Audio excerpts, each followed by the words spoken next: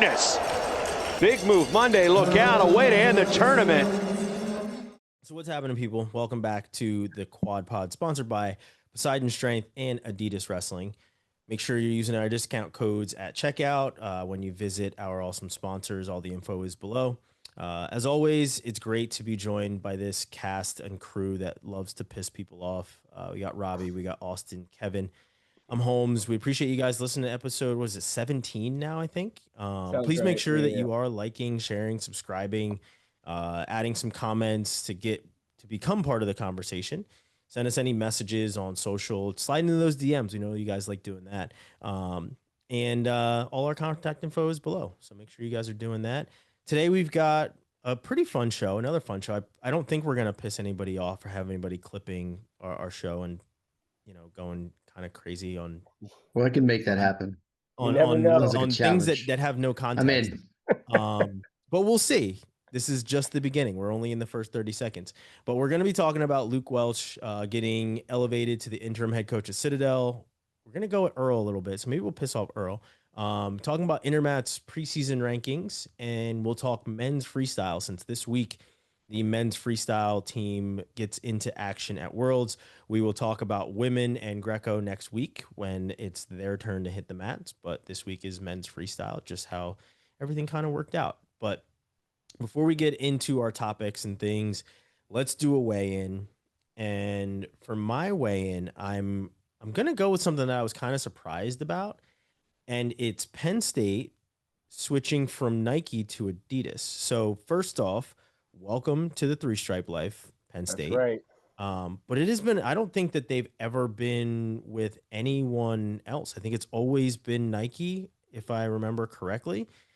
And now they signed a pretty big deal where I think it's like 10 years, 300 or some big number. I can't remember the number off the top of my head. I want to say 3 because it's what's popping in my head right now, but I can't remember exactly what it is. But I know it's 10. It's a 10-year deal. So in the 2025-2026 season, we've got Rutgers switching to Nike and Penn State switching to Adidas. So the Big Ten kind of doing a little flip-flop there with Rutgers and Penn State. So welcome Penn State to that three-stripe life. To all you Penn State fans that are watching this, now that you need to go to Adidas Wrestling to get your Penn State gear, make sure you're using our discount code, because you need a little bit of money off of getting that really cool, awesome swag. So they're on the verge of switching everything out, which is going to look, like I said, pretty crazy. I think it probably starts this year. Maybe it's like next year or something like that. Next season. Next season. Are they gonna have 3 stripes now instead of just the single one?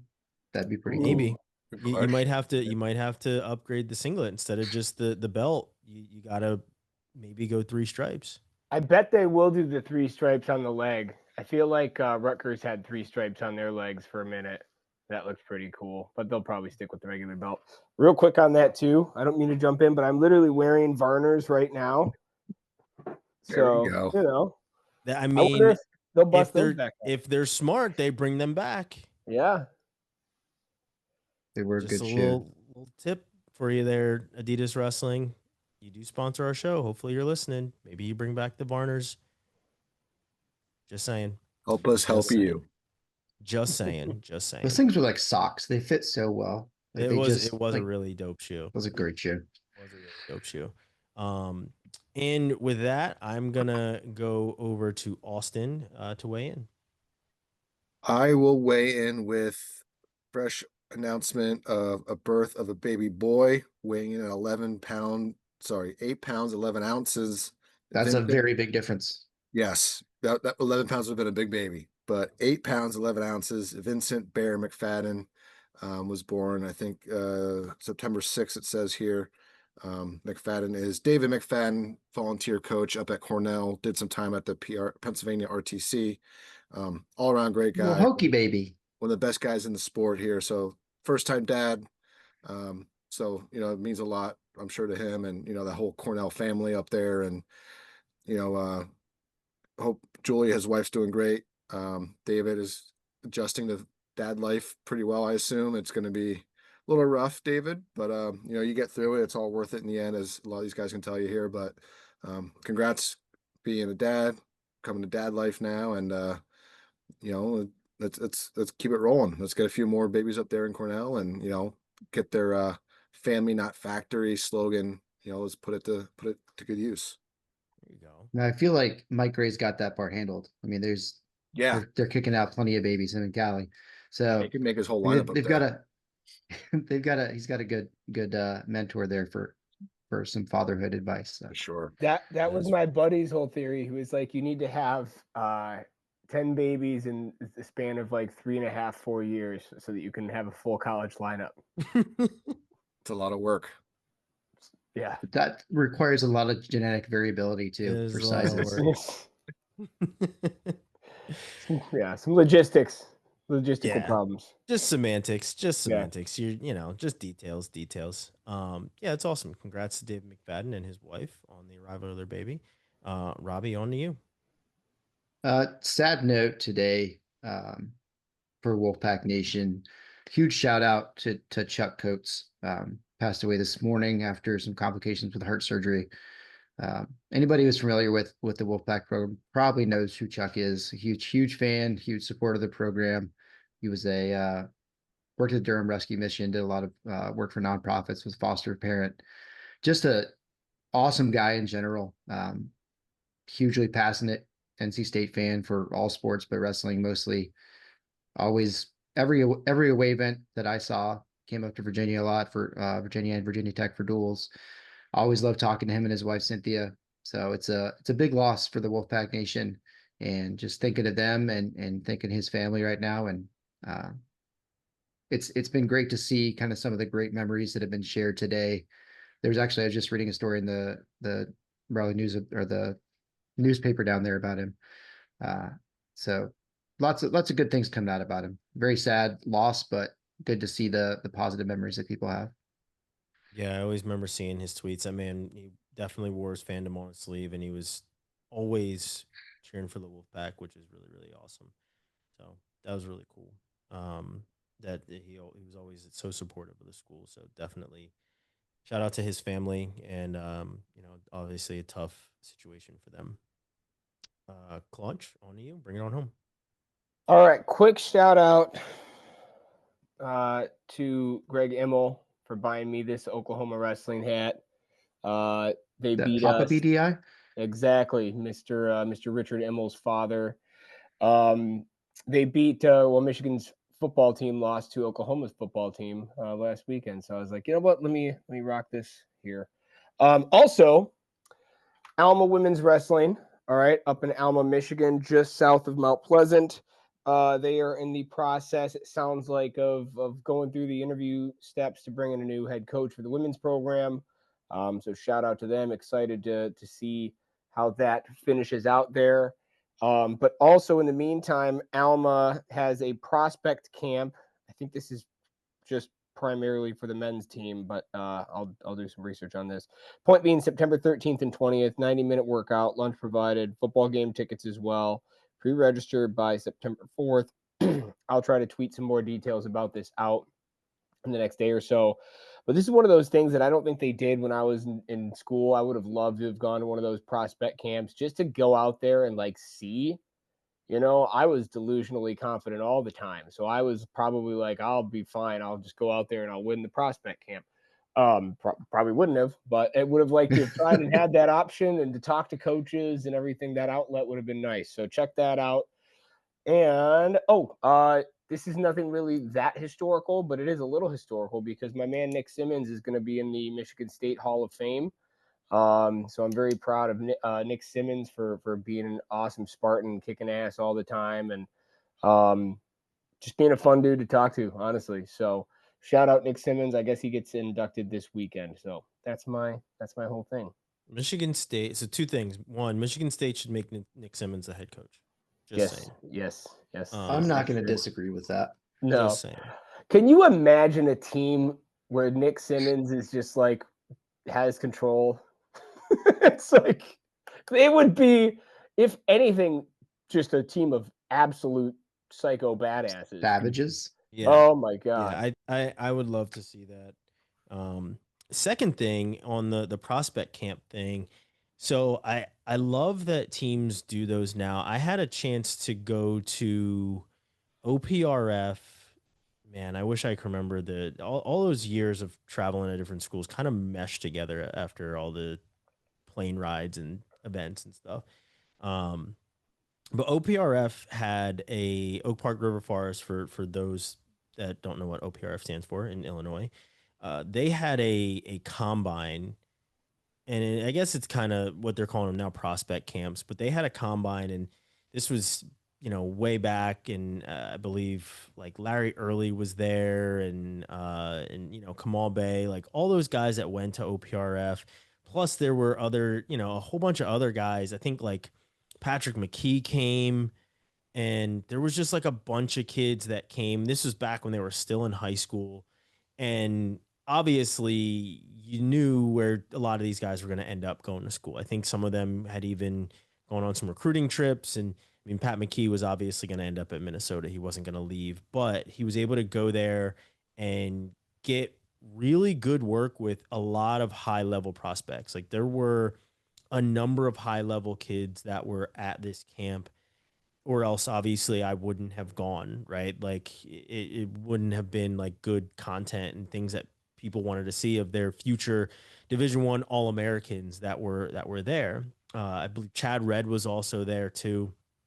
And it was like the first time I had ever seen anything like this for high school kids or anything else. And obviously you have camps and things, but this was specifically not even like a camp. They just like wrestled live for days. Like there was like sparring and a little bit of technique, but then they just wrestled live and just went hard. They had like 3 or 4 mats rolled out in their gym, and they just went so hard. There were ripped shirts. There was bloody no, like it was such a savage looking workout with some of the like best high school kids in the country. And it was so awesome to see and watch and just get this kind of footage of guys that had either wrestled before, wrestled each other before, or like guys that were heavier than each other. And it was just a practice, but they just went so hard and it was so dope. And I mean, now I feel like you see more of them. I mean, you're talking about a prospect camp happening at Alma. Like it's such a great concept. It's different than the camp system because they are inviting college coaches to them, where it is truly a combine. You can see how they compete in practice when there's no points to be scored truly. So it was really dope. I think a handful of college coaches showed up when I was there as well. And it was just awesome. And so it's great to see like how much they've evolved and how they go about doing things now.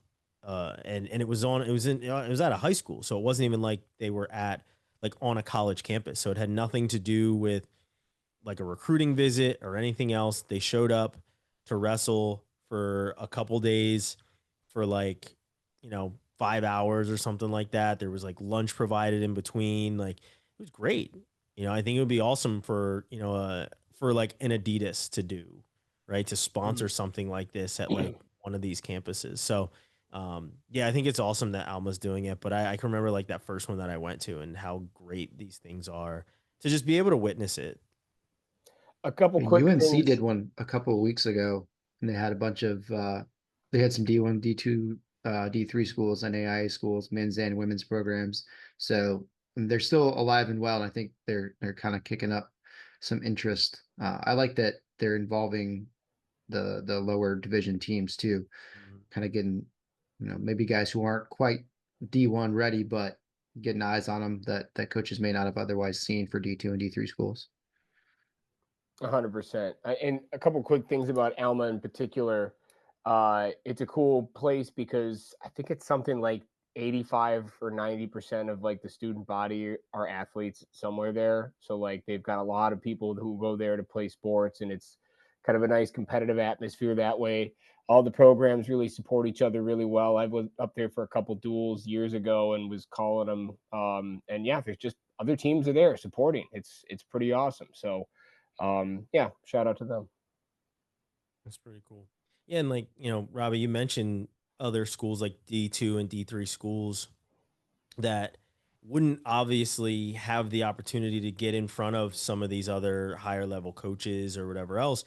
That's why I think these combines, I think they're going to become even more important as we move forward with roster caps and NIL, because and maybe this is wishful thinking on my part as a D3 guy, but I'm hopeful that kids don't just give up on being athletes because they can't go D1 because of a roster cap or scholarship sort of stipulation that now comes from this NIL case and everything else. I'm hopeful that there is kids that start to migrate to these other Division II, Division III schools and continue to be athletes. Like, I'll be the first one to say I may not have been in front of the shiniest lights and everything else, but like, I wouldn't take my athletic experience away at all because I was at a Division III school. And I hope that there's more kids that start to think like that as well. If these roster cap type things start to take away some of their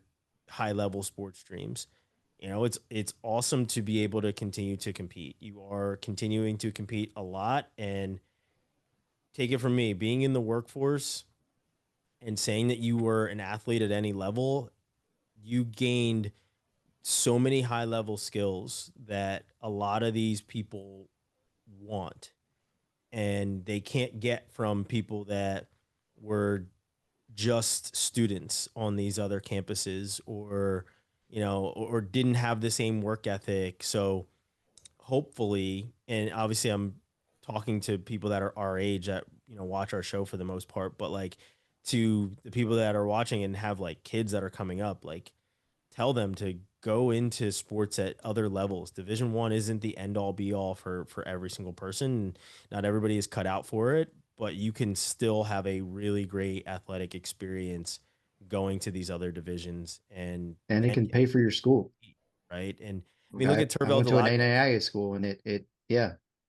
Like, there's a number of guys that have had very good, successful careers, even in sports outside of wrestling Division I. So tell your kids. My niece is on a scholarship now as doing shotgun sports. Like, there's opportunities all over if you're willing to put in the work and make the effort for it. So there's no shame and no reason to not look at lower division schools, because they're providing opportunities that you otherwise wouldn't get. Exactly right. It's about opportunity, people. Go out and get it. So yeah, glad that we got on that track, honestly, to start the show off. A little longer way in, but it was necessary. Hopefully you guys enjoyed that. But let's get to our topics. First one's first. Welch is elevated to interim coach. What do you guys make of the elevation of Welch? Do you think that it was, we talked about this a little bit before coming on. Do you think that there was maybe a lack of applicants, or that they didn't open it? It doesn't seem like they really opened it at all. And they wanted to have a coach for the team as the school year was starting. Austin, start with you. Yeah, like we kind of talked about, I think it was just weird timing of everything. But by the time you kids are on campus, by the time you get a search going, it's another 2 weeks, and then interviews are another 2 weeks, and by the time you hire a coach, the season's like a week away, right? So, nothing against Welch, obviously. I think he's the next man up. That's what you do as a associate head coach or assistant, whatever he was. So, yeah, I mean, he's going to have an opportunity here. Citadel had a pretty good program last year, and they're much improved from what they have been, thanks to Coach LeBlanc. So I think he's just going to keep riding that wave and put out a good product this year. And if he does good and everything's satisfactory, I don't see why he wouldn't stay there. But also, like, 1 year is a tough. I go back and forth because 1 year isn't maybe not be enough time. Everything is still kind of in the previous with LeBlanc there, everything's kind of set how he wanted it, and there's not much deviation, I guess, for Welch coming in at this point in the season. Yeah, Welch has been there for a couple of years too, right? Yeah, they've been there together for a few years now, so they pretty much the same system going to be in place and moving forward, I would imagine. Yeah, Robbie. I think I don't have a problem with it. I think my only concern with it, and it just comes down to the timing. I mean, LeBlanc got hired like a day before school started at Citadel. So with the timeline lining up, you lose a preseason, all preseason conditioning and practice if you're looking for a new coach. And then you're bringing a new coach in immediately before the season starts. It just doesn't make sense to not just elevate your associate head coach to the interim position. My only concern with it would be that, with the candidates that we saw apply for jobs this summer, that we may not have expected to apply for those jobs. Who's to say that it wouldn't have been a pretty amazing candidate that would have been a great fit for Citadel, that could have applied for this position, and it would have been a great move for both sides. So that would be my only qualm with it, is not having a search is limiting in what the possibilities are. But I think Luke Welch will do just fine. I think he's going to continue the gains they've made, and they're in a good place as a program. And I'm interested to see who he brings in to fill the assistant role, because I think that'll be big. They're going to need somebody there that can be on the mat and be helpful too. Agreed. Claunch?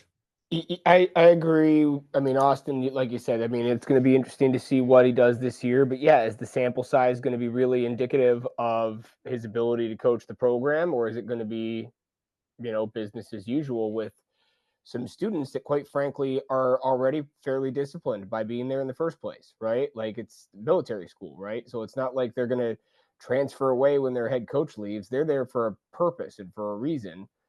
So they're gonna follow the next guy up. Now, I don't mean to say that at all to take anything away from Luke Welch. I think that this is the right time for him to have this opportunity, and I certainly hope and trust he's going to run with it and do quite well. But yeah, like you said, Robbie, I think that the school should do its due diligence when the time is right and when it makes sense. Use the information and the data points they get from this season as part of that interview process. And make sure it's going to be the right fit long term, but then, it's been a wild roller coaster of coaches the last couple seasons and last couple off seasons, and seeing where people move. You never know what the hell is going to happen next year, but I think, we'll see how this goes. And they're SoCon, right? Yep. Yes. SoCon's going to be loaded this year. There's some pretty decent teams. So we'll see how that goes. Loaded. A lot of good transfers came in too. Yeah. I was gonna say, Claunch, you're exactly right. Like the coaching movement this year has been wild, and it's not over. It's not over. Like, it's just been like one thing after the next, and there's always something. And I feel like, I mean, maybe it's recency bias on my part, but I feel like we had more coaching movement this year than we've had in past years with anything. Like, there's just been, Nickerson heading over to Army, and Scott Green trying to get the head coaching job at not just Army, but as well as Binghamton. And, just like all the movement, LeBlanc doing the same thing as Scott Green. And it was the same coaches were really in the mix. And, and then Tayon Ware getting the head coaching job at Northern Colorado. So it's just like so much movement was happening over this last year, and, not to leave out Nate Angle leaving Oregon State and heading to WCAP. So like so TJ Dudley much taking coaching over at movement. Campbell. What's that? And TJ Dudley Dudley taking over at Campbell. And Campbell, yeah, like just so many movements that the transfer portal, which was the hot topic last year, and I think transfer portal is always going to be something we keep our eyes on, but the transfer portal last year was truly the hot topic with Parco and Teamer leaving Arizona State and going to Iowa, and just like so many moving parts happening in the transfer portal that this year it kind of got overshadowed by all the coaching movement that we've had. And, now we have essentially another spot that is still open. Welch is the interim head coach. And as you guys have said, and I completely agree, it's the timing. So if they had more time, I feel like they do. I hope that they do like a more thorough search for sure. And who's to say that after this year, they say this was a good enough year for Luke Welch. We like how he continued what LeBlanc did, and how it's a similar system, but in, the Welsh way, I guess we'll see. and they continue on with him, or if they truly do open it up and make everybody interview and see if they want to go a different way. I'm hopeful that no matter what happens, unless he, just blows the field away and it's like all American on top of all American, but like I hope that they have like a true search, because you never know who's going to be in the mix for your coaching job. You could have some new up and coming guy that should be your head coach and would do really well to maybe change the culture, similar to what LeBlanc did. You know who I know is not moving right now? Kevin Jackson. Are you we sure? should probably talk about that. I think he cleared it up pretty specifically. KJ don't play, man. That man. I would not mess with KJ. That man is scary. He's a large individual. He's the nicest, scariest. He is super nice guy. Yeah, super nice. Awesome guy. Awesome guy.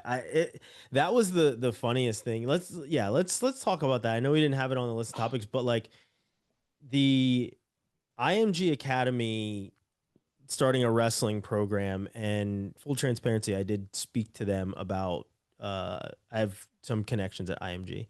And I did speak with them months and months and months ago about an opportunity that never came to fruition. It was like recruiting coordinator type stuff.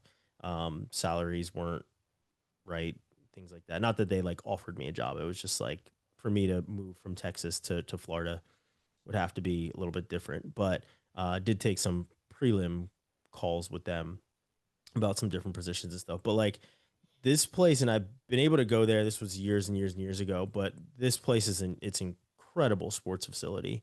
Their facility, I believe, I'm pretty sure it's still an Under Armour campus, essentially. All of these kids live in condos.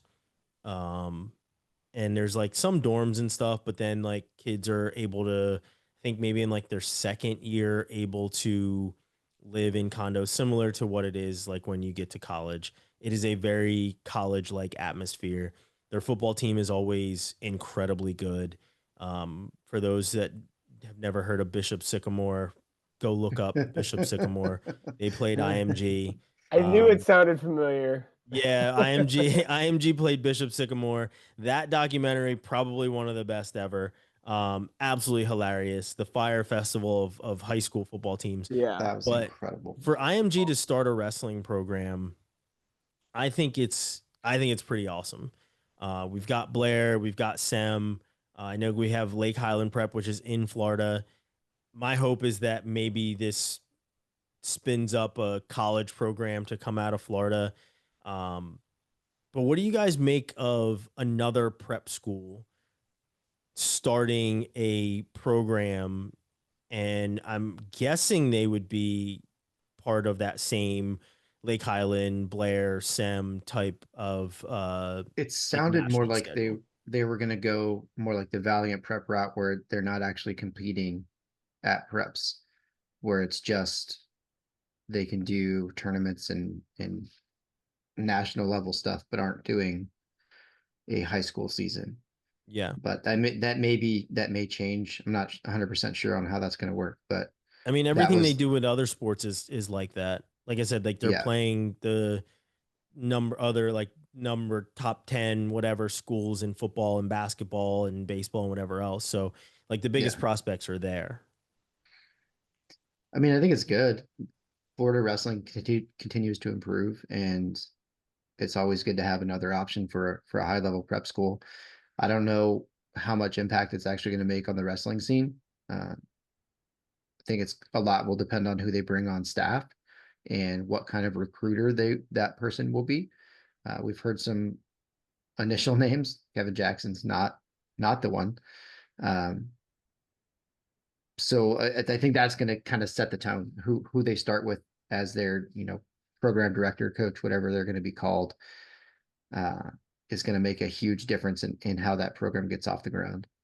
I tell you what, though, if they get the right people in place, being in Florida, I think they'll be able to, and especially with the amenities that they have there, everything that they have at IMG, that they're going to be able, they should be able to recruit against the Blairs, the Wyoming seminaries, because one, I know exactly where Wyoming Sem is. It's down the street from where I went to college. There's nothing in Wilkes-Barre, Pennsylvania. I spent 4 years there.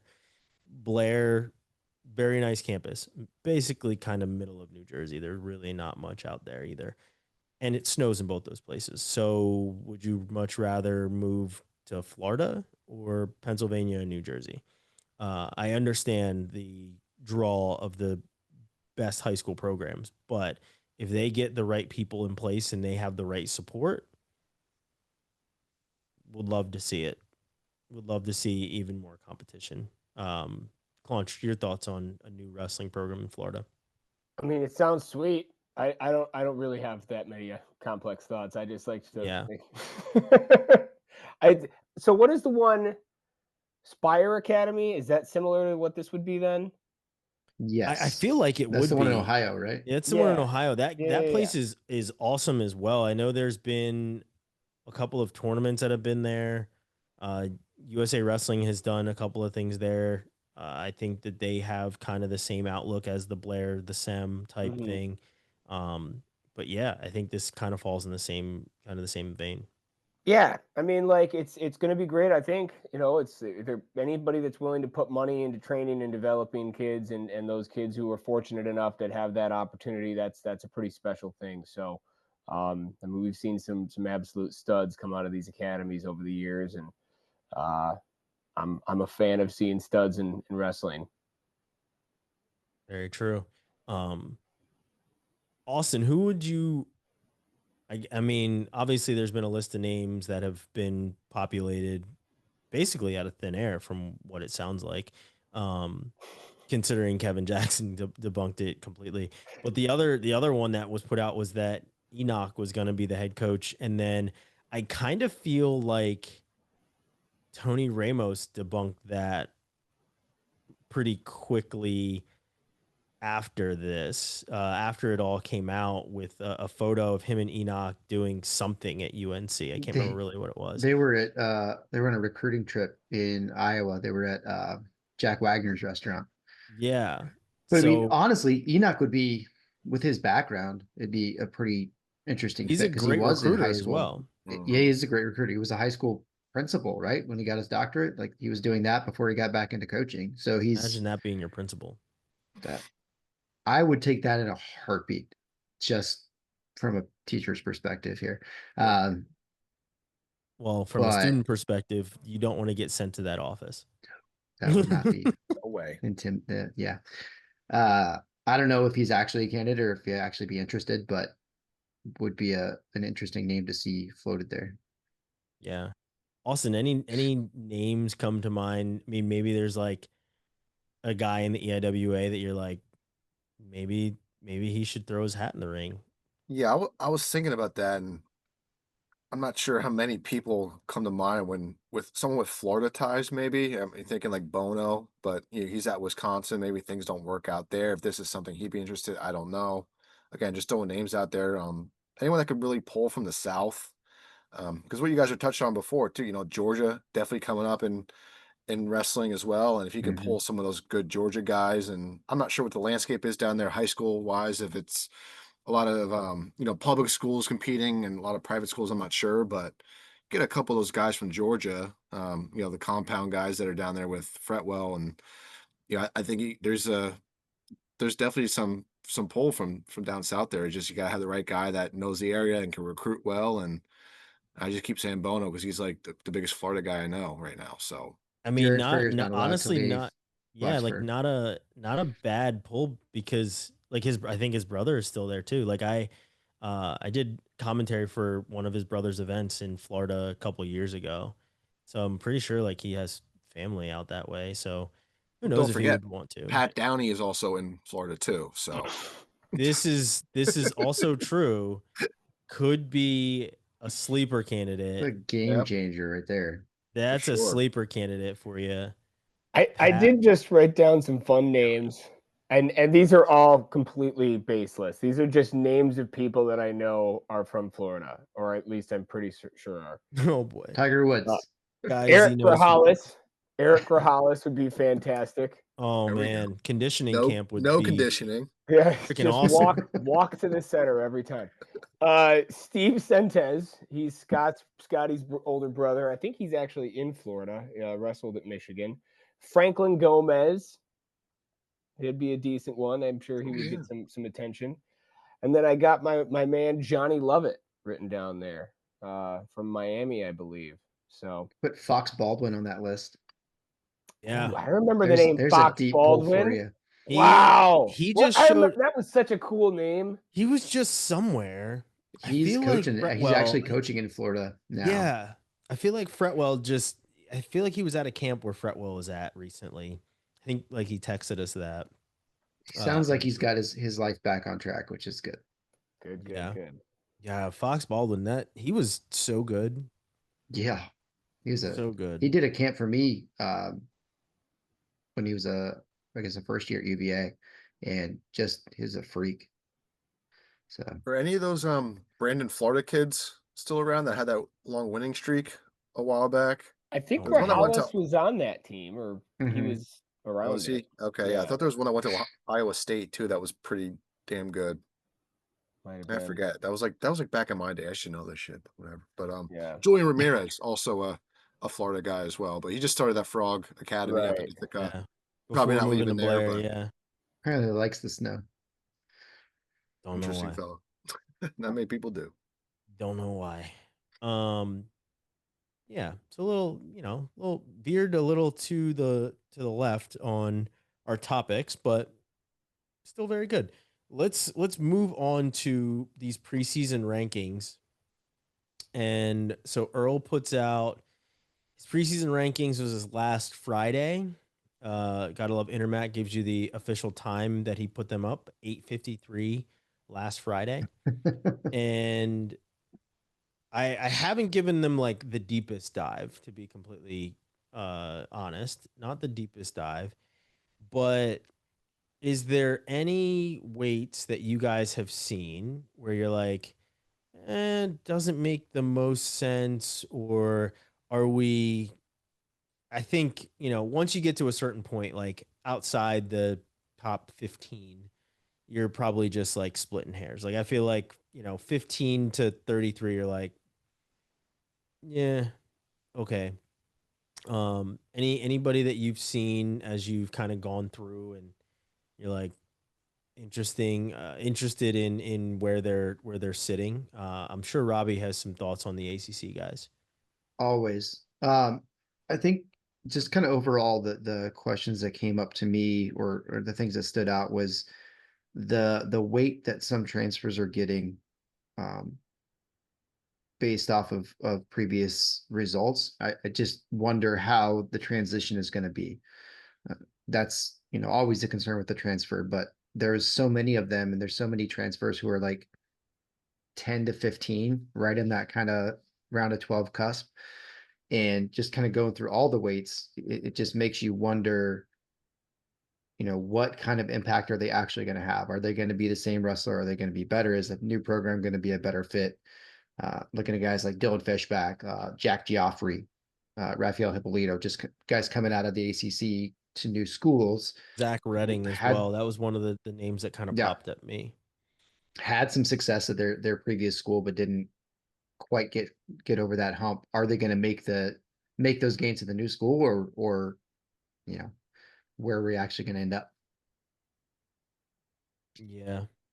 Austin, what were your thoughts for the EIWA and the Ivy? Anything?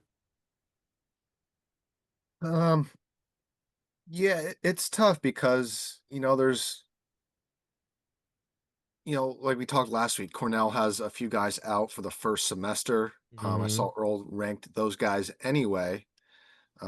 Instance for 41, Cornell, he has Cornella in there at number 19, which, being hurt last year, I don't know where he's going to fall, but you also have Josh Saunders for Cornell, who was kind of falling between that 19 to 30 range, depending on the week he had last year. So, obviously it's way too early for a lot of this stuff. People are going to change weights every now and then, but it's something to talk about for sure. I know EIWA doesn't have anyone ranked at 149, which I'm little upset about, but I can't really argue that much because they got to earn a ranking. They took the EIWA champ last year and that was it. So, they gotta tighten up that weight a little bit, get some more ranked guys there. But yeah, overall, I mean, and I know Earl does, I'm sure he talks to you guys too. He does struggle to get set starters from coaches sometimes. It's still, months out. Things are up in the air, so these can mean nothing in the next few months, right? But yeah, again, something fun to talk about. It's good to see guys coming back from injury, like, oh, that's where he's at, or oh, I forgot he transferred. It's kind of good reminders too, talking transfer portal stuff. Yeah. Yeah. I mean, I'm sure that he puts these out and then he probably gets different messages from coaches once he puts them out where like now they want to respond maybe to some of the things he's asking about. But I mean, there's some that I'm obviously more interested in than others. But I want to hear from Claunch. What do you got? I wrote a couple things down. I love how deep 125 still is. Even with all the depth, though, Diego Sotelo ranked at 22 is egregious, Earl, and I won't stand for it. I don't know. That guy's a stud, man. And I think I didn't realize he transferred. Yeah, He he's was at at Michigan. Harvard, right? He had he's to, at Michigan for his last year. Yes, here. That makes so sense. he's got one more year of eligibility. I know he was battling a lot of injuries last year, but a healthy, Diego in another room, one final chance. I think he's going to out wrestle that position. So if you look at 25, sorry. No, go ahead. The number of current and former ACC guys at 25 is crazy. Right? I got Vince, Eddie, Steve O'Pullen was at NC State. Yep. Provo, Spencer Moore was at UNC. Cooper Flynn was at Tech. Tyson Terrakina is at North Carolina now. Kevion Roller is going to have another good year. Like that's a lot of depth for only having 7 teams. It very and I much didn't forget is. about Nico, so that's good. It very much is. No, it's going to be awesome, man. I'm excited. 125 is always good. I wrote down TK Davis being ranked. I think it was 18th out of Gardner Webb. So shout out to him. Ben DeVino is ranked for Ohio State at 133. I thought that was interesting. I imagine they're just going to redshirt Bazakis then, and kind of figure out what they're going to do there because he's not taking Mendez's spot. And I doubt he's going to cut down to 125, even though. I feel like we see him at 41 next year. Yeah, that makes sense. That's probably where he should be. I did notice at 184, there were only 3 seniors in the top 10 as far as like the current rankings. So it's like clearly a big difference from where it has been over the last couple of years with the senior heavy 184. But that's exciting. We want more youth in there. We want more people battling it out. And then Bo and Brock Mantanona. I mean, I kind of knew this was likely going to be the case, but Bo is at 74 and Brock is all the way up at 184. So sliding those guys in the lineup. Yeah. The interesting, so 2 things from me. 84 is going to be so fun to watch. It really is. You just looking at even like the top 5, and I'm not trying to leave Fishback out of it, but like the top 5 guys in here, as you mentioned, 2 of them are seniors, right? Like there's 2 sophomores at 1 and 2, and then obviously we know that Rocco Wells redshirted, but like just the youth factor at the top of 84 is just incredible. And then at heavyweight, it's tough for me to say that Bastida should be the 1 right now. Agreed. Because Isaac Trumbull should be. I could get behind, honestly. And has AJ Ferrari done enough for number 2 at this weight class? If it was 97, you get no arguments from me. At heavyweight, I feel like it's maybe a little bit unproven. Just because you have so many guys in here that have been at heavyweight for such a long time and have the results at the weight class to back that up. that's the hard part for me, is just like, I understand he's a multiple time All-American as well as an NCAA champion at a different weight class. So when you look at, Cater, Feldman, guys that have been there, and I understand like they haven't been on the podium, things like that. But for me, I want to see Ferrari earn it in the weight class. Not to say that he is not an NCAA finalist. I think that I would probably pick him as an NCAA finalist at heavyweight. But when I think of ranking, I feel like the results might not match that currently because he hasn't been in the weight class. But I'm probably, splitting hairs on that, because my thought is that from a results standpoint and from a projection standpoint, for me, it makes sense that he's a top 5, top 2 guy. But from, the results standpoint in the weight class, because I don't know how many head-to-heads he really has against any of these guys. I can't remember off the top of my head right now. Again, like I said, I haven't looked into these as much as I truly have, but that's just one of the question marks, I guess, that I have against with AJ Ferrari being a heavyweight. These are initial thoughts on reviews, Completely. right? Yeah. Like, why did Caleb Henson get ranked first? What did he do? Hey, fuck you. Desired outcome. Oh. I got it. Hey, leave the inside jokes in the text group, fellas. No, that's good. That's good. But no, I mean, I think I am looking forward to him and Van Ness. I think that'll be a fun one. Yeah. But I think we have a lot of really good depth. And it's pretty crazy to think that we're already at the preseason ranking stage, to be completely honest. Because we've, it feels like the summer has just like come and gone. But yeah, Robbie, I'm with you though, with like just seeing the transfers and how they develop in their new rooms and their new lineups and under these new coaches.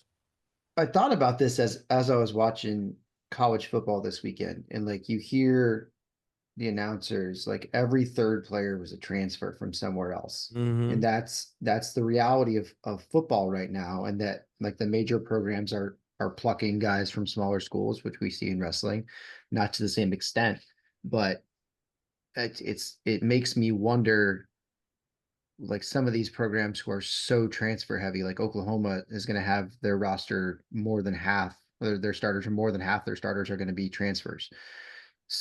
So I wonder, I mean, I have a lot of questions about the stability of that in the long run, but I also wonder what kind of dynamics that makes within a program, and how that's going to shake out on the mat. So that's one of the things that I'll be watching kind of as the season progresses. I'm very interested in seeing what that looks like through the years. I mean, we've seen very mixed results from transfers. We've seen them at the top of the podium. We've seen them, piss out the first round. Yeah, I think that's probably the best equivalent for what we're seeing in football, to compare it to wrestling, is like an Oklahoma lineup where there's so many guys that have transferred. Because I'm a Florida State football fan. 40 of their players are brand new. UNC, 70 new players for Bill Belichick at UNC. So like, and that worked out well for them too. 3 good ones. Looks real good in week 1. And one new girlfriend. But yeah, she's the only mainstay. 3 generations younger. Yeah, she's the only mainstay. But no, like this is the clip that someone pulls. Shots fired by Austin Summer. Tag Bill Belichick. We're not even the first people to ever make that, to even say that. I saw a tweet that said UNC was down 41-7 last week, and it's like coincidentally when Bill Belichick was 41, his girlfriend was 7. But the fact check was it was like 53 when she was 7, and that's funnier. That's quite different. Pretty awesome. But no, like it is always interesting to see how guys do when they transfer, as you mentioned, Robbie, like and going back to even what I said of last year being a transfer portal year, what everybody was talking about. And then you see Teamer as well as Parco do worse than they had done previously. We've seen that a couple of times over these last couple of years. I mean, even with Penn State, was it with Nagao and one other wrestler who is completely escaping me right now, at Penn State 2 years ago, where they didn't do as well. So it's just very interesting. It is always going to be an interesting topic, and I feel like people are probably paying so much more attention to those transfers in their new lineups to see if it was worth it or not. Well, just going through like looking at like top 8 for preseason rankings, just there's only like 3 or 4 transfers that are starting the season within the top 8. So you got what? Lachlan McNeil. You've got Ferrari. Styles transferred. Styles. You've got there's another one I was thinking of. Welch. Welch, yeah. I mean, those are the big ones. Like, yeah, Steve O'Pullen as well is at 7. He transferred to Iowa State. I forgot he transferred again. Jory Volk. Jory Volk's at 8. Yeah. Yep. It's Jorge Volk.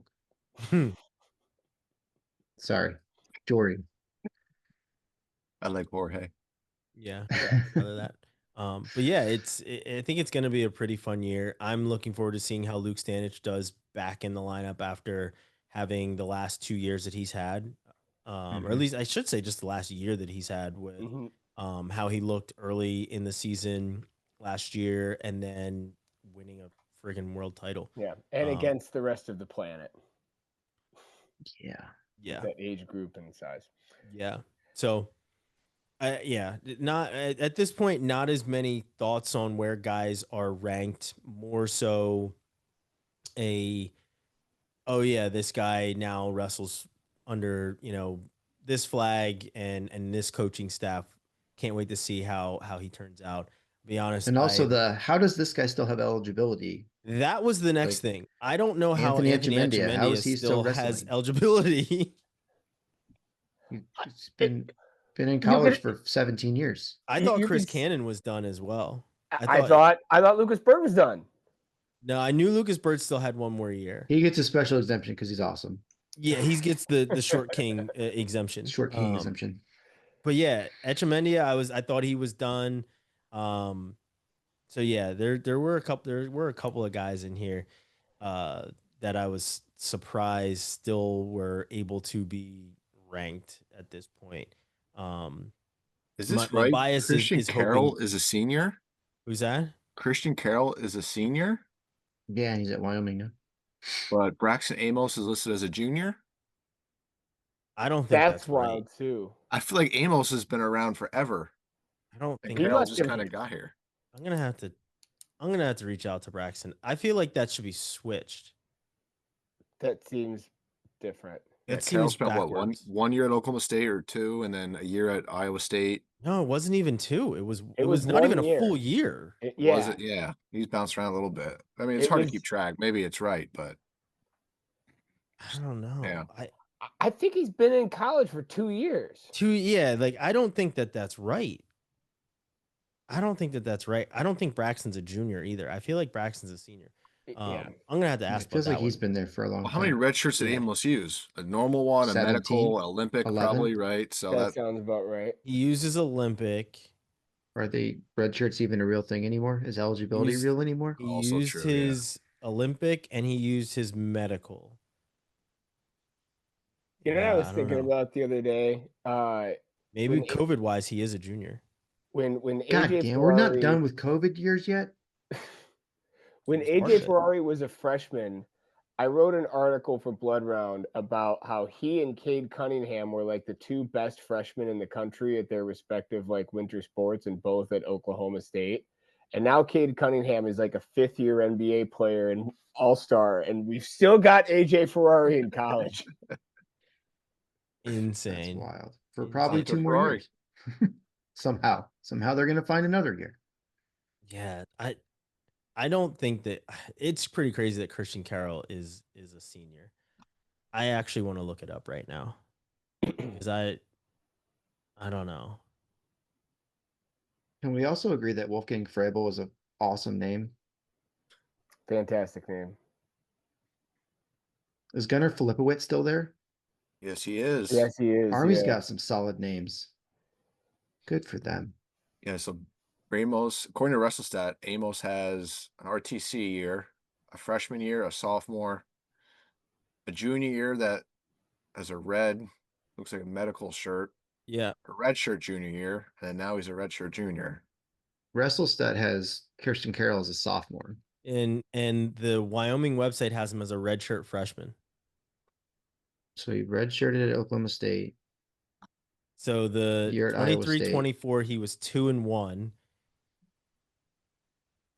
And then he was 5-5 last year at Iowa State. Yeah, he's definitely not a senior though. Yeah, it might just be there on Earl's part. Come on, Earl. He's only together, Earl. He's only had 2 years.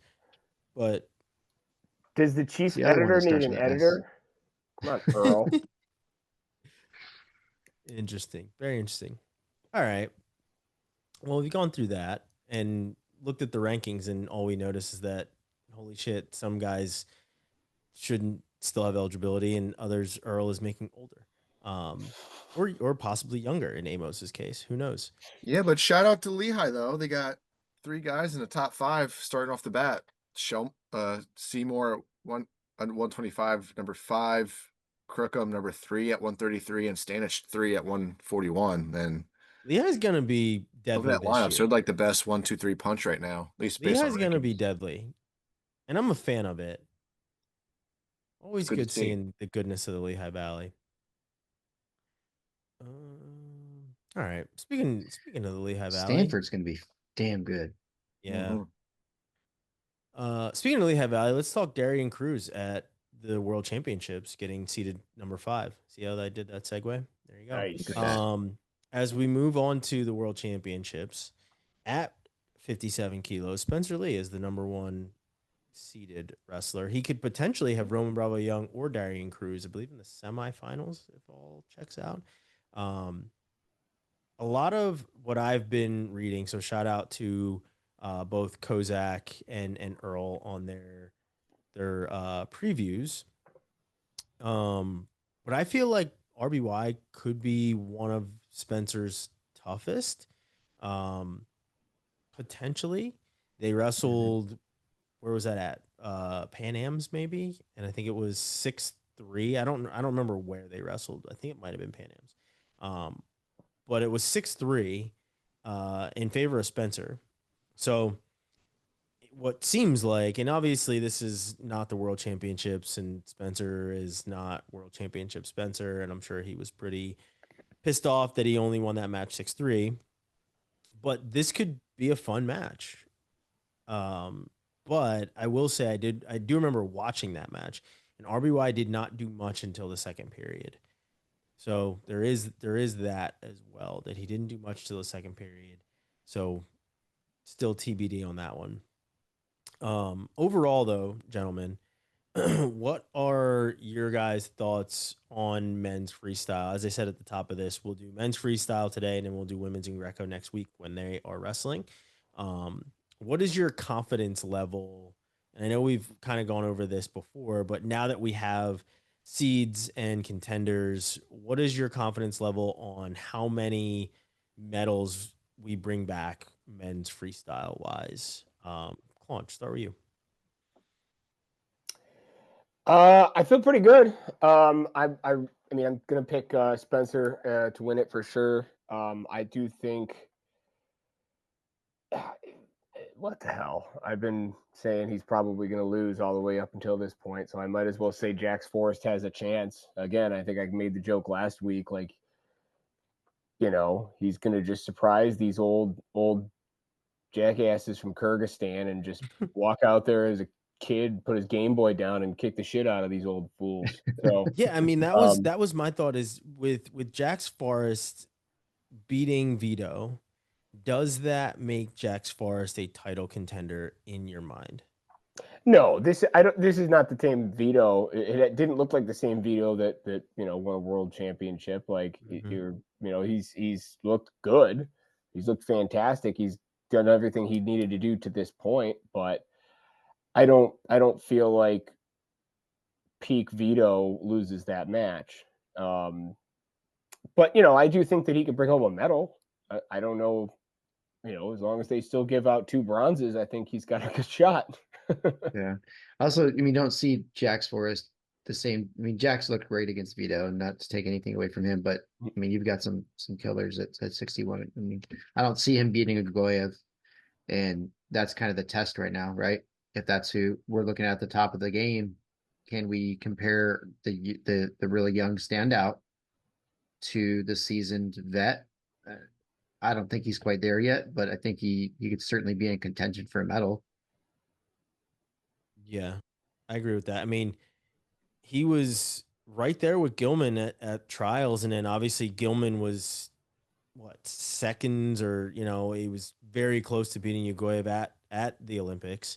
But Ugoyev is still the top of the heap, as you said. The other guy, and most people are probably going to be talking about, Ono isn't there. He's at Penn State. He's prepping for folk style. He's not wrestling at 61. But they have a guy named Suda that is in. And when I was reading Earl's preview, I just searched him, tried to find some of his matches, and the dude's pretty damn good. Obviously Asian champion, but very, very good. So I feel like Earl is right in his preview where he says that they still have a medal contender, even though their best guy is sitting out. And there's a lot of guys that won't be at Worlds overall, right? Yes, Donnie won't be there. I don't know whether or not this news about Sadulayev and his visa situation of trying to use another fake visa or whatever else is true or real, but the potential of that as well. And Ramazanov not going to be at 86. So just a good amount of guys that won't be in some of these respective weight classes. Austin, what's your level of confidence, or how many medals, maybe put a number on it, do you see Team USA bringing back? Yeah, I was just thinking if a Vegas betting line comes out, I mean, what would the line be? 7.5? Would that be a good line? I mean, my only downfall is we don't have many guys seated, so it's going to matter where they get pulled in to the brackets, and it's going to result in a lot of people saying we are the bad draw on Twitter. Exactly, yes, but in reality, we are. If you get the number 1 seed and you've never really had a world kind of match, that's going to be a tough first round for you. But then the positive of that is you get pulled back in the repechage, right? So, yeah, I mean, if I had to put a number to it, I'd say 7 out of 10 would probably be a number, 7 or 8 maybe. But I mean, I hope I'm proved wrong. Honestly, I'm just going based off the experience level that these guys have, or inexperience, I should say, at this level for a lot of these guys. But again, I don't know why they're so freaking good at wrestling. They've wrestled before. It's just maybe it's a different atmosphere and different environment. I'm not sure, but I think my number would be 7 or 8. I feel like our high schoolers, I mean, PJ Duke, not really a high school guy anymore, but I feel like our young guys are potentially going to hit these number 1 seeds early as they're drawn into the bracket, which could be good, could be bad, as Austin pointed out, right? So, but I feel like those guys it could certainly happen to them. I feel like David Carr will be in a better position than those guys are, just given the fact that he made it a point to wrestle kind of all over.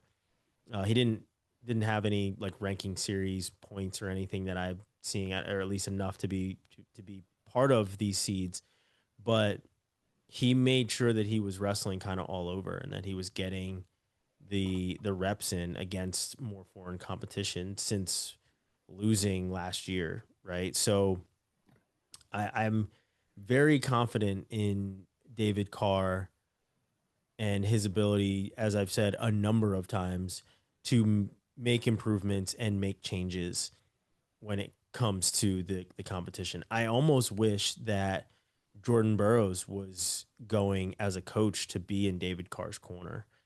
I kind of wish that he was, with as much time that he spent with Burroughs. I feel like that would be the ultimate coach to be there with him. Is he bronze certified? Yeah. All he sees is gold, Robbie. He's actually golden certified. Real quick, I did want to say 6 is my answer because I don't have. That's kind of where I keep coming back to. Yeah, I don't. It's the youth and Woods, Duke, Jax, and Haynes, but like you got to think Wyatt, Snyder, Hidlay, Zahid. I think David Carr can do it. That's where I'm at. And I love that Wyatt Hendrickson's first name is Wyatt. It's just one of those little things to enjoy. Yeah, I tend to agree with that. I think it is 5 or 6. Looking forward to Hidley in that underhook for sure. Trent Hidley world champ. You think? I think so. I mean, the trajectory he's been on and how good he's looked. I mean, there's certainly, it's not going to be easy. How much of that is bias on your part? Most of it. But no, 51%. He's been doing the right things. He's been making the gains internationally. He's wrestled a lot overseas and had good results. And he's just the momentum is behind him. So I think he's in a good spot. I feel pretty confident about him at least making the finals, hopefully winning. I think we all keep coming back to the same thing. It's just the youth and the inexperience, and I feel like we should have learned by now to stop betting against PJ Duke because he just keeps winning everything. So maybe we should count him in for a medal, but the youth is just, it's so hard at a senior level when you're talking about 17, 18-year-old, 19-year-old guys against the best in the world. It's one thing to beat the best in the country. It's a whole other thing to beat the best in the world. Yeah. So and even the beating Yanni, he needed 3 matches to do that. Yeah. You know. And I keep coming back to sitting about 5 to 6 medals. I feel good about Zahid. I feel good about Spencer, David, Trent, Kyle, Wyatt. I don't know. I'm interested to see how Wyatt stacks up. Because there's some very large, very good humans who wrestle at heavyweight internationally. I feel like he might get too aggressive. Yeah. Yeah. So that one's not feeling as confident with him. So that's why I'm kind of bouncing between 5 and 6. Do you feel like his match with Trent Hilger makes you sway on that? No. I mean, because I know there's like, I've seen people that are like, man, if he gave up that many points to Trent Hilger, then what's it going to look like when he's hitting Zari, right? Like, or one of these other guys. That's fair. You know what I mean? Because if he obviously was able to score against Hilger, but excuse me, who's to say he's going to be able to score against Zari? Most people can't. You know, not taking anything away from Wyatt Hendrickson, obviously, but you're not going to get into that style of match with a guy of that caliber. So you're going to have to truly be on point, and you're going to have to score early because that's what a lot of these better heavyweights are doing. They're not, we no longer have, as we said on the NCAA side of things, we don't have too many dancing bears anymore. No disrespect to my man Trent Hilger, but I think you train differently for that match than you do for the World Championships. And, certainly, you know, it's also a learning experience for him too. Right. You know, I'm sure they were watching that tape over and over. It's like, hey, you got too aggressive here, or this didn't work out. You can't do this at this level. So, and the match tactics are going to be much different against a guy of Hilger's stature versus Azare. So I don't think he's going to put himself in as much danger and feel confident they can get out of it against Zara as he would against Trent. Point. My thing is the defense factor is you can certainly prepare and know what is going on and know what you need to watch out for against these higher level guys. But your defense can only get so much better, right? You're still going to revert back to the things that you are comfortable with in your tactics. I feel like, you know, you're only as good as your prep, right? So I'm hopeful that he has certainly done all the prep that he needs to do. And I was I'm very confident in Zahid Valencia. I feel like Zahid Valencia, it's kind of right there for him. He's also confident in himself. He's very confident in himself, and I honestly, like, as much as I was in that interview with him, and I'm like, man, like there's a lot of ego here. I'm like, damn, there's a lot of ego here, and it's awesome because those are the kind of things that we certainly need on our team. And you know that Kyle Dake has that same style, and David Taylor, Jordan Burroughs, like they all have that same type of mentality because they went out and won multiple titles. So like for Zahid to have that, and he hasn't won those same type of titles, but to have that, don't believe me, just watch type of attitude is, and it's from one of our guys that has been around longer. As we talk about the youth, it's awesome. But I am also hoping that PJ Dukes or Jax Forrest foolish young exuberance rubs off on him as well, where he just kind of throws caution to the wind and does everything that he knows he needs to do. So I think I'm around that 5 or 6 medal count as well. I think it'll obviously be Spencer in the finals. I hope that I'm not proved wrong on that. I hope Spencer goes out and gets a world title, even though he's counted as the, first time world teamer. I hope he goes out and showcases just how much he can score. I honestly hope that it is Spencer, Darian, and Rome Bravo Young all up on the podium. I can give two shits who else has a bronze. It honestly could end up being Roman Bravo Young and Darian Cruz with a bronze if they're potentially on that same side as Spencer. With who's to say in second place? Who really cares as long as those guys are on the podium? But yeah, it's going to be an awesome world championship, regardless of the guys that we're missing. I hope that people don't try and say, well, Sajalayev wasn't there or Donnie wasn't there. Like, save that. You can't win matches if you're not on the mat. So I can give two shits of who's there and who's not. You go out and you win a world title, and that's just what it is. Any other thoughts on Worlds, gentlemen? Do you guys know how many medals we won last year or 2 years ago at Worlds? It was what, like 7 or 8, right? Or was it 7 or 8? Okay. 7. Because I feel like, before the Olympics and even the Olympics, we had really, really strong teams with a lot of experience. I just feel like, and we've talked about it before, this squad just doesn't have a ton of experience. So depending on how many medals we get, we can kind of reference that in years past, I guess. I feel like we might have been, the United States overall might have been, and not just the team, overconfident going into the Olympics, and it showed. But I also feel like we should have been that confident. I feel like we should have had that much confidence in our team. I mean, you always should, obviously, but you want to have some reality to it. I didn't know if Aaron Brooks had what it took to potentially be an Olympic finalist. No idea. I think he wrestles that match a completely different way and way different tactics than now than he did then. And he's an Olympic finalist, but man, I think that the United States fan base going into the Olympics was like, we're going to sleepwalk through this. Spencer Lee is on the mat. There's no way anybody can beat him. You know what I mean? Like, I feel like we had so much confidence in our team, like I said, as we should, but it was also just like a little bit of foolishness to think that guys can't win or can't, lose matches.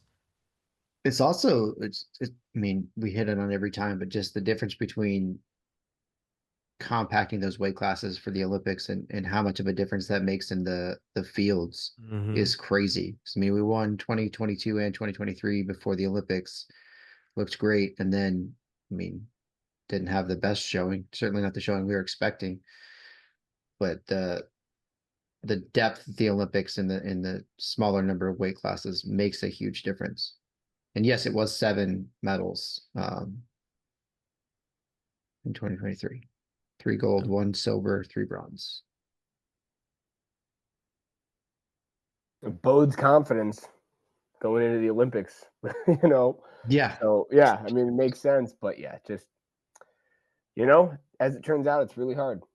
And that's really hard to win these medals. Wrestling's tough. Yeah. Wow. Who knew? The only comment I have left is just the clip of, I think it was Oklahoma State training or like getting ready to train, and they were playing basketball on the mat. And every time I watch wrestlers play basketball, it's just funny as shit, dude. Peak entertainment. It's just brick after brick, just hitting the side of the backboard or the rim. Confidence. Assuming the confidence it hits is there. the rim. No dribbling. Yeah, just horrible. There's no set shots. They're all fading to one side. Just That's the I mean, it's a sport now. What is it? Wrestle ball? Is that what it's called? Yeah. The one morning that looks like fun, to be fair. I'm on the treadmill. There's a world championship and you win money. The one morning ESPN 8 the Ocho got me through my cardio session because it went from wrestle ball to high ally, and the Ocho was cranking out the sports. So second shout out, ESPN 8 the Ocho, not just in the movie Dodgeball, still highly entertaining. Highlight is a wild sport. Yeah.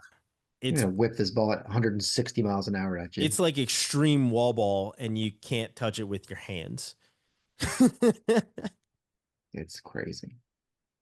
We don't have like a fun way to like finish the show today. If you could put together a highlight team. Yeah, put together a highlight team of wrestlers. So no fun way. I know we're kind of breaking our streak. We'll bring it back when we're feeling a little bit more creative. Not gonna lie, I'm a little tired. Started a new job, schedule's a little weird. So things are, a little different right now. But that's everything that I got. You guys got any other comments about rankings, about worlds, about wrestling in general? You want to preview any upcoming content that we have? I know we're working on some pretty cool things, but I think we probably keep that under the hat for right now. But we've got some pretty cool content coming. It's going to be shout out to Pat Pop for popping the top at the NC State football game with Vinny. Yeah, to get the crowd hyped up. Didn't think I would ever see that, but here we are. And shout out to the athletic department at NC State, who always does right by their wrestling team, by the way. They do. They are no matter who their AD is, they've always done right. So shout out to them. Except for when they almost didn't that one time. But since then, it's been great. Yeah. Yeah, they try and take care of them. They certainly try and take care of them. I think the only other shout out that I wanna throw out there is to a man that I mentioned last week, of who I wanted to have a beer with, and it was the last guy I mentioned. It's Adam Hall, and he solidified even more this past week of why I wanted to have a beer with this man, and it's because his wife is what, 8 months pregnant, 9 months pregnant. 8, yeah, she's about to pop. Yeah, she's kids ready to come into the world, and this man decided to strap. I don't think he decided to do anything. I think he was a willing participant that this was happening. He was a willing participant. And I tell you, when your wife's 8 months pregnant, you don't say no. You say yes, ma'am, and you do whatever the hell she tells you to. Well, he busted out the matte tape to tape this watermelon and 2 oranges to himself, and he showed technique while doing this. And good technique too. Hat tip to him. The funny part, singles with the watermelon. Yeah, he was shooting singles with a watermelon and 2 oranges taped to his chest and stomach. The other part of this video that was absolutely hilarious, if you have not seen it, go take a look at it. It's on Twitter, it's on their Instagram, it's basically everywhere, is Timmy McCall saying that he would do the same thing, but he would most likely crush the watermelon. Timmy McCall is a very big human. He'd probably be able to crush a watermelon with his bare hands. If he was to strap one to himself and sprawl, that's a big mess, because that's a large human. But shout out to those guys. Very good content. One of the funniest part of that video was Timmy's laugh when he first came out. Yeah. That's what caught me. But Yeah. I I still miss remember having those guys on the East Coast for sure. Yeah. I still remember the first time I saw Timmy McCall. I was like, "What the fuck is that?" Yeah. Jesus Yeah. Christ! And he's the nicest human ever. But you're like, that's a large human being. Yeah, Yeah, he's a sweetheart. That is a large human being. Yeah. He's ripped That's an houses down accurate with his description bare of hands Timmy. big. I was like, "Is he like the genetic like zombie thing from Resident Evil? Put combat speeds on him?" Yeah, that man is large. But yeah, another fun show. Always fun chopping it up with these gentlemen and having some fun. But yeah, that's a wrap for episode, what did I say, 17? Wow, we're 17 Yeah. episodes in. I can remember episode 1. Appreciate everybody that has been riding with us since episode 1. Make sure that you do check out our sponsors, Poseidon Strength and Adidas Wrestling, especially you Penn State fans. Start prepping, start getting that navy blue and white ordered. Use our discount codes as well. Make sure you're also liking, sharing, subscribing, get into the conversation, tell us how much we suck, clip the show. That seemed to be fun to do last week. Make sure you add all the context and keep it coming, guys. Honestly, we love any of the feedback. We're never going to get butt hurt over your stupidity or you poking fun at ours. We want to keep it light. We want to keep it fun. And we want to bring some of the really awesome content your way. And yes, Austin is reminding me as I'm reciting the outro of the shoe giveaway. So we're gonna be having a shoe giveaway. Look for that in probably like a couple of weeks as we're getting closer to the season. We're now having preseason rankings. I know we talked about it probably like over a month ago at this point. But yeah, I genuinely forgot. we're getting there. We're honestly getting there. I think it Fans was did mostly forget, because Claunch. we mentioned it, but then and we were spitballing on what the rules were gonna be and stuff. And because it was so far away at that point, it kind of fell by the wayside a little bit. But it is coming. I know I did have some people reach out to me and ask when is that coming. So Austin, good call on the reminder. But yeah, the rules and everything will be coming for that. That will be a random draw. There will be some questions. There'll be some trivia. There'll be some really fun stuff that comes when we do that. And we're going to be finalizing all that stuff in the coming weeks so that we can give some shoes away at the start of the season. So make sure you guys are paying attention to the show because there's going to be some Easter eggs and there's going to be some different things to win those. But like I said, we appreciate you guys listening and watching the Quad Pod. Appreciate our sponsors. Appreciate you sharing, subscribing, commenting, getting into the mix. Tweet at us, slide into those DMs, get a hold of us however you truly want to. In 2 weeks, make sure you guys are watching Elite 8 Duels. I will be there doing commentary for my man Cliff Retwell. Compound Sportswear is always very awesome people. They do a very good job. Cliff is literally like a brother to me, so I always give him a shout out too. But like I said, appreciate you guys watching the Quad Pod, and we'll see you again next week. Peace.